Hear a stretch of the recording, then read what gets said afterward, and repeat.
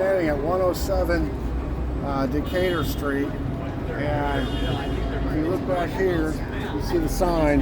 It's right off Canal, so it's in this busy area, and right around the corner, literally 2-3 blocks up, is the International Trade Mart, and right past that is the 700 block.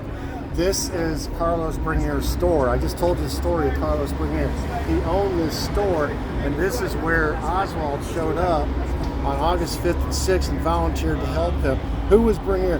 Bringuier was an anti-Castro agitator, worked for the CIA as part of the Student Revolutionary Directorate, the DRE. He'd been in the Citizens Revolutionary Council. He'd been in several different splinter anti-Castro groups that were all sponsored by the CIA. So this guy was CIA, and he was working along with Operation Mongoose to try to overthrow Castro.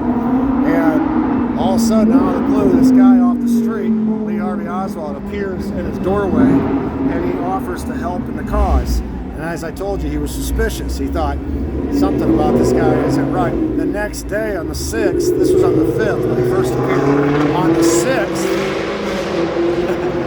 the 6th, he comes back, Oswald, and gives Carlos Bringuier his U.S. Marine Corps handbook. Again, I told you, he always leaves a paper trail. He said he would come back and pick it up, but this was supposed to verify to Carlos Bringuier who he was. He never came back and picked that up. Later, after the assassination, when Carlos Bringuier testified to the Warren Commission, he was able to bring Lee Harvey Oswald's United States Marine Corps handbook to them to prove that this whole interaction happened. Of course, that was the point. Oswald always left a trail. He was trained to do that. So anyway, that's the 5th and the 6th. And then on the 9th, I showed you around the corner on the 700 block, you can see why Carlos Bringuier would know that Oswald was up to something, because he was 3 blocks away on a very busy street. Somebody's going to come to him and say, hey, you know that guy that came to our office or your store about 4 days ago volunteering to help? You know what he's doing up the street? What's he doing? He's passing out pro-Castro stuff. What? So he puts what he's doing down. He goes up with some friends of his, and they go and they confront Oswald, and that's when they get arrested. But this is the storefront. If you walk with me, I just want to show everybody where we are. And you can see right there where the orange awnings are is the International Trade Mart. That's 1 block away, folks.